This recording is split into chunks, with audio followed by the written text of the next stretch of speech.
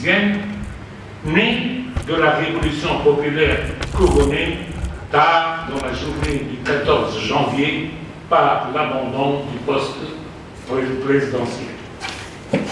Cette présentation n'a pas pour objet de dresser le bilan de cette phase, mais plutôt d'en identifier les lignes directrices en explorant les motivations profondes et dévoiler les conditions de son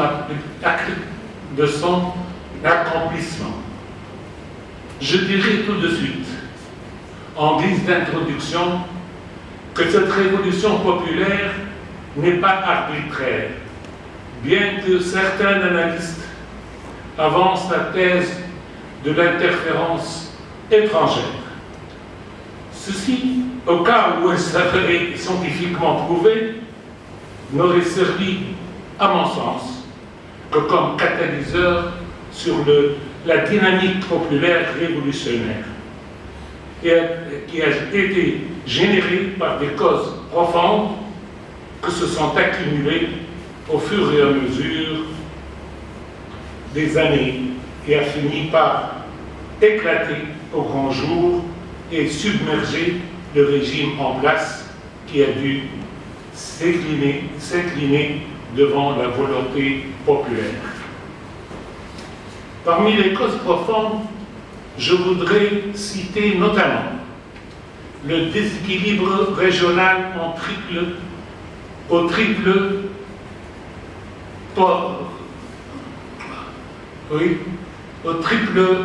plan politique, économique et moral, social.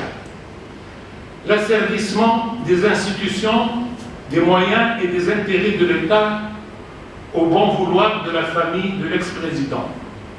La confiscation des droits et des libertés. La mise au pas de l'opposition politique et des organisations nationales. Dans ce cadre, il y a lieu de signaler les événements du bassin minier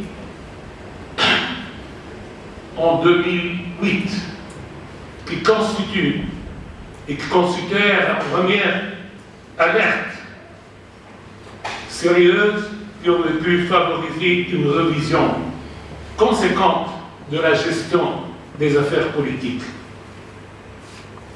N'eût été la sourde oreille et l'entêtement du maître absolu du régime en place. Ce qui fit que de la révolution populaire du 14 janvier, le produit inéluctable de l'histoire moderne de la Tunisie. Ce fut donc un produit de l'histoire collective des Tunisiens, un produit pacifique, marqué par la spontanéité citoyenne, dégagé de tout le leadership et n'obéissant à aucune planification préalable. C'était cela qui faisait la singularité de la révolution populaire tunisienne. C'est bien cela qui soutenait un impératif réel de gouvernance de cette rupture entre le régime politique d'une part et la volonté déterminante des masses populaires qui avaient submergé le pays entier. C'était un impératif qui a montré bien des hommes de différents bords, sensibilités et générations, transcendés par un nationalisme indéfectible pour se hisser au diapason de l'instant grave qu'avait connu le pays à un moment fatidique de son histoire, pour s'engager à le servir et à le remettre sur la voie de la reconstruction démocratique, en conformité avec les aspirations d'un peuple fabuleux qui a payé un lourd tribut pour reprendre en main son propre destin. C'est donc cette nécessité de rupture qui s'imposait, mais bien évidemment avec l'impératif de préparer la voie à l'alternative souhaitée par tout acteur. C'était bien là que résidait une mission et celle de tous ceux et celles qui se sont engagés à servir le pays en cette année charnière de la transition politique en Tunisie. La mise en œuvre de cette mission ainsi appréhendée s'est basée sur un certain nombre de fondamentaux qui avaient accompagné l'accomplissement de la tradition de la transition politique. C'est la première partie. Cependant, cet accomplissement n'a pas été mené dans les meilleures conditions. J'en parlerai dans la deuxième partie. Donc, la première partie, les fondements de la transition politique. Je voudrais me limiter dans cette perspective. Essentiellement, trois fondamentaux se situent à trois niveaux.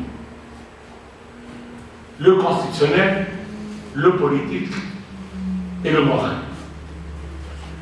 Le fondement constitutionnel, l'application de la Constitution en vigueur.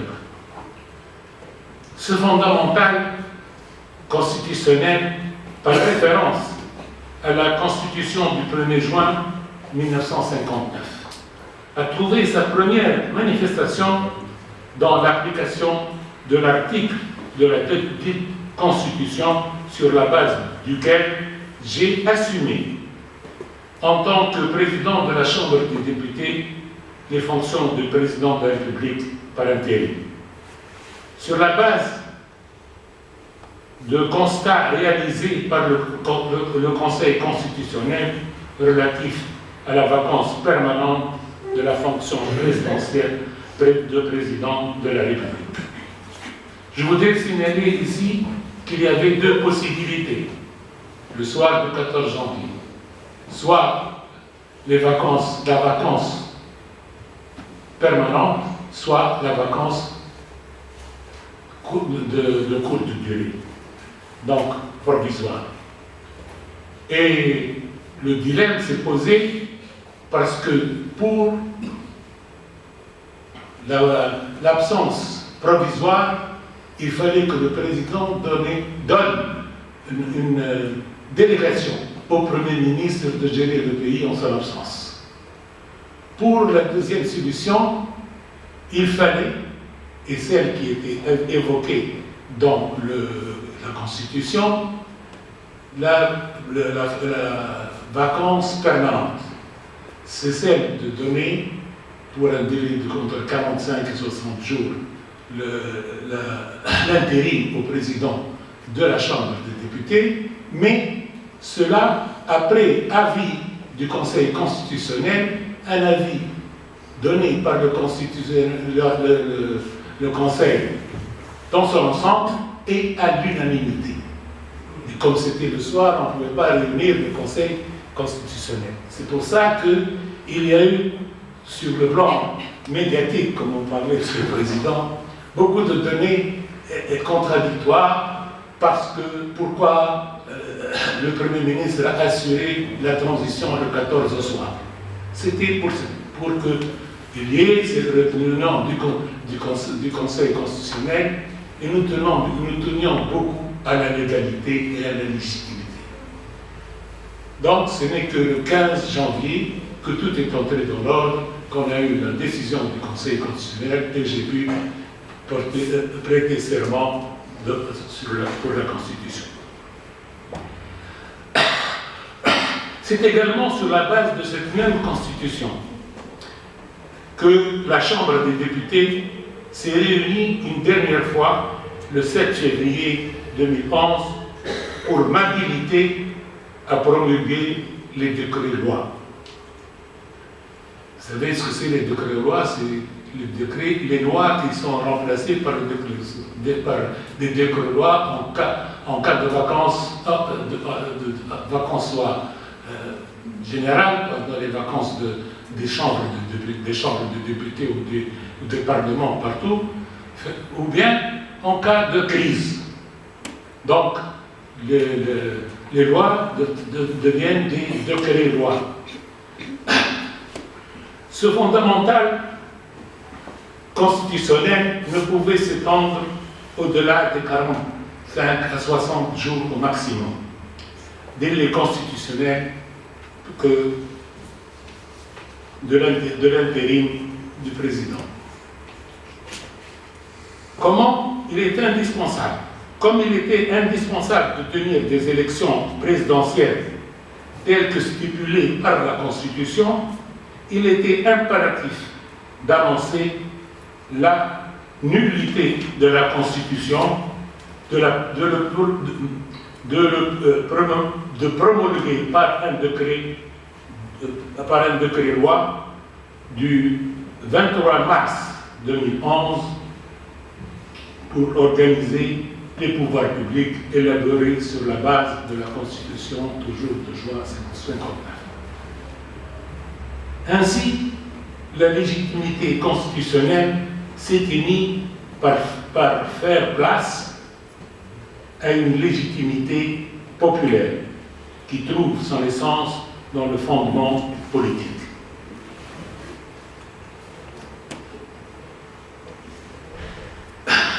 Ce que nous avons appelé dans le temps الشرعية الدستورية والشرعية الشعبية. Le fondamental politique, deuxièmement, le fondamental politique, le respect de la volonté populaire. Ce fondamental traduit la recherche de la mise en œuvre de la volonté populaire, qui avait appelé avec grande ferveur à la tenue d'élections d'une assemblée constituante. Cela fut également adopté par la haute instance pour la réalisation des objectifs de la révolution et de la réforme politique, qui représentait toutes les régions et toutes les couches de la population et surtout la société civile. On a mis un peu de temps pour la constituer parce qu'à chaque fois, et comme au début de la Révolution, il y avait tout d'un coup une centaine de partis politiques. Donc c'était difficile de faire représenter tout le monde et surtout représenter toutes les régions et surtout de toutes les classes de la population, les jeunes, les femmes et tout ce monde-là. On est arrivé en fin de compte à allier tous ces données et créer cette instance qui a bien travaillé. Le fondement moral, la garantie d'une population, d'une passation pacifique du pouvoir. Ce fondamental n'aurait aucune raison d'être sans les deux précédents fondamentaux, desquels il dépend étroitement. Ainsi, l'observation de la Constitution et le respect de la volonté populaire facilite une passation pacifique du pouvoir.